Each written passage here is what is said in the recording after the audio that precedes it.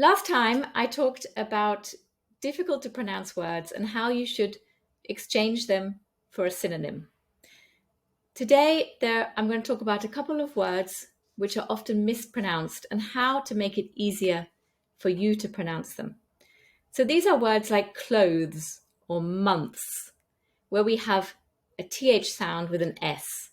This is very, very difficult for non-native English speakers to pronounce. And just so you know, there are some English accents which also don't pronounce the th sound, and it doesn't matter. Instead of saying clothes or months, which is a totally incorrect pronunciation, you're better off deleting the th and saying clothes or months.